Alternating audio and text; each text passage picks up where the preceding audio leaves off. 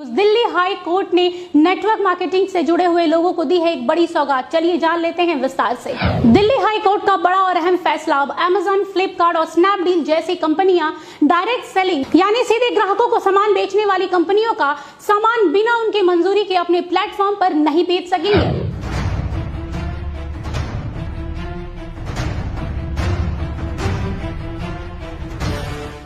जी हाँ, बिल्कुल सही सुना आप लोगों ने। दिल्ली हाई कोर्ट ने ई कॉमर्स कंपनियों को ऐसा करने से रोक दिया है।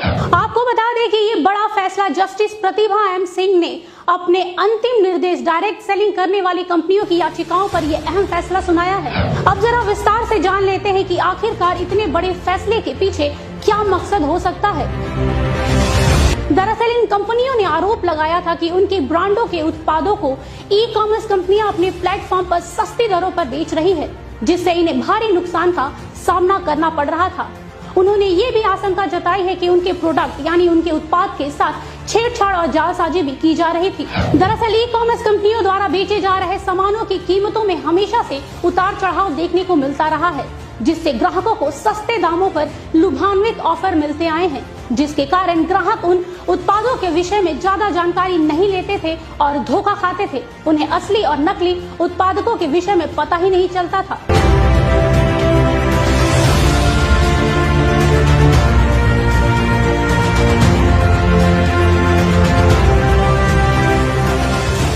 लेकिन अब ऐसा नहीं होगा, क्योंकि कोर्ट के फैसले के बाद काफी हद तक ग्राहकों की भी मुश्किलें कम हुई हैं। साथ ही अदालत ने ये भी सख्त निर्देश दिए हैं कि एमवे, ओरिफ्लेम, मोदी केयर जैसी डायरेक्ट सेलिंग कंपनी के उत्पादकों को बेचने के लिए ई कॉमर्स कंपनियों को डायरेक्ट सेलिंग कंपनी से इजाजत लेनी होगी।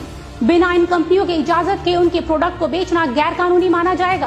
अदालत ने अपने आदेश में कहा है कि जिस तरह से एमवे, ओरिफ्लेम, मोदी केयर जैसी कंपनियों का नाम, लोगो और प्रोडक्ट की तस्वीरों का गलत उपयोग किया जा रहा था, वो सरासर गलत था। साथ ही एक्सपायरी डेट वाली दवाई, जी हाँ बिल्कुल सही सुना आप लोगों ने, एक्सपायरी डेट वाली दवाइयों पर नए लेबल लगाकर धड़ल्ले से ग्राहकों को कम दामों पर बेचा जा रहा था।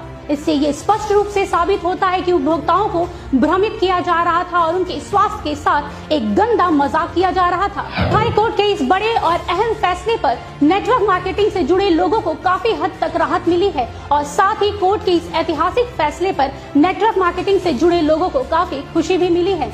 उनका कहना है कि कोर्ट के इस फैसले से व्यापार में पारदर्शिता आएगी और ग्राहकों को बिना मिलावट के मूल उत्पाद ही मिलेगा, जिससे देश में आर्थिक स्थिरता और व्यापार में बढ़ोतरी आएगी। कह सकते हैं कि नेटवर्क मार्केटिंग से जुड़े लोगों ने हाई कोर्ट के इस फैसले का खुले दिल से स्वागत किया है। वहीं इस पूरे मुद्दे पर खुदरा कारोबारियों के संगठन कैट ने कहा है कि यदि इन बदलावों को ईमानदारी से निभाया जाए तो इस तरह के उत्पादकों के साथ छेड़छाड़ और जालसाजी और कीमतों को प्रभावित करने वाले कदम तथा ई कॉमर्स कंपनियों द्वारा दी जाने वाली अतिरिक्त छूट आदि इतिहास की चीजें हो जाएंगी।